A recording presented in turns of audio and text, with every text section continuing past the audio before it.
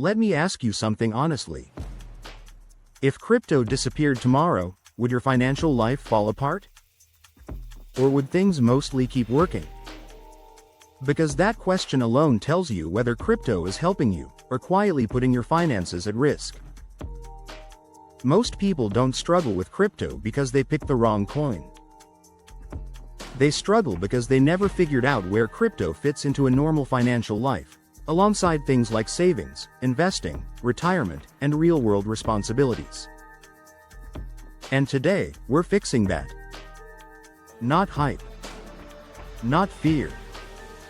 Just a clear, realistic explanation of crypto investing, personal finance and crypto, and how cryptocurrency actually fits into a long-term portfolio, if it belongs there at all. Before we go any further, make sure you hit that subscribe button.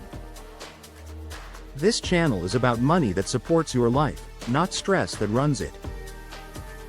Now let's put crypto in its proper place.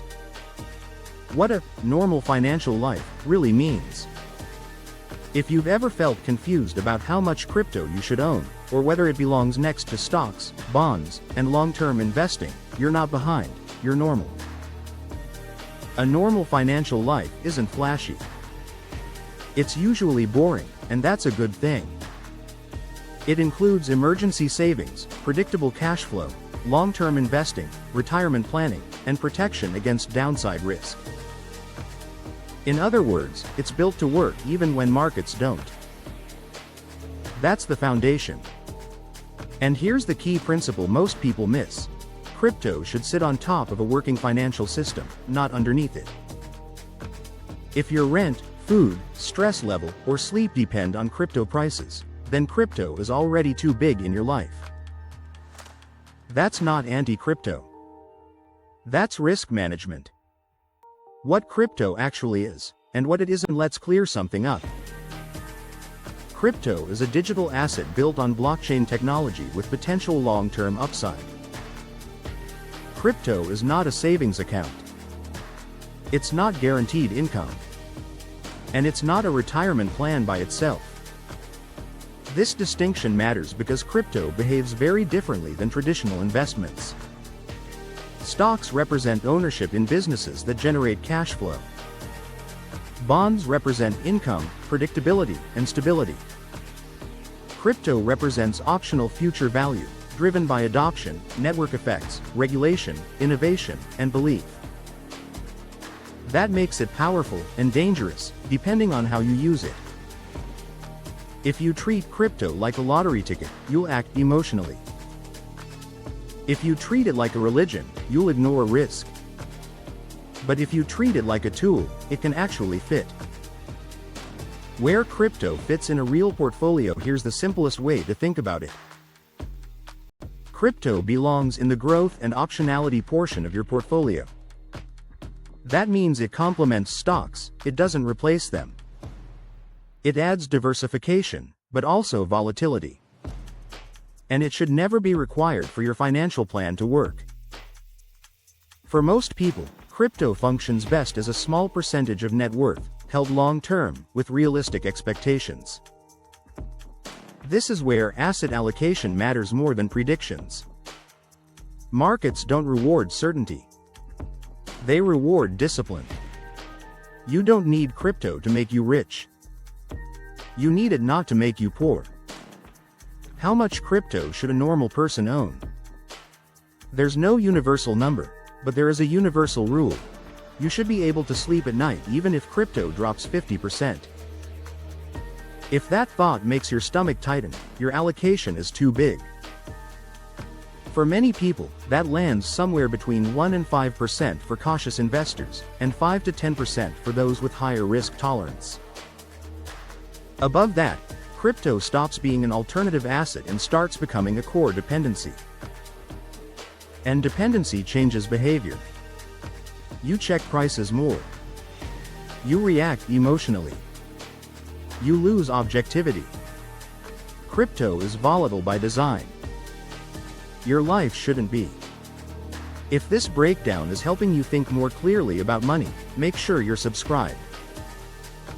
I post videos like this every week. No hype, no fear, just realistic frameworks for wealth building, diversification, and long-term thinking. Alright, let's keep going. Risk, volatility, and the real problem most people miss. Here's something most people don't realize. The danger of crypto isn't volatility. The danger is oversizing volatility.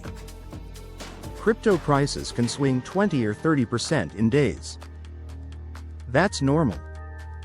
What's not normal is tying your lifestyle, confidence, or future plans to that movement. This is where crypto risk management becomes non-negotiable. Crypto should be money you don't need soon, money you can hold long-term, and money you don't emotionally depend on. If crypto price movements control your mood, it's not an investment anymore. It's stress. Let's pause for a second.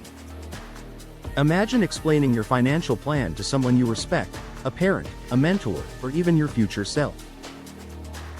Would you feel confident saying, "I'm okay if this crypto investment goes nowhere, because my life still works"?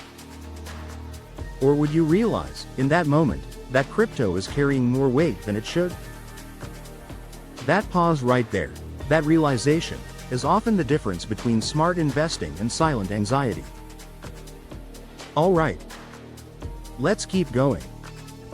Crypto and retirement planning. Let's talk honestly about crypto for retirement planning. Crypto can enhance long-term upside. It can provide exposure to future financial systems. And it can add growth potential to a diversified portfolio. But it should never be your retirement foundation. Retirement planning needs stability, predictability, and time-tested structures. Crypto doesn't provide those things consistently, and it doesn't need to. Crypto fits best as a satellite investment, not the core engine. Think of it like seasoning. A little adds flavor. Too much ruins the meal. The future of money. Without the fantasy, yes, blockchain technology matters.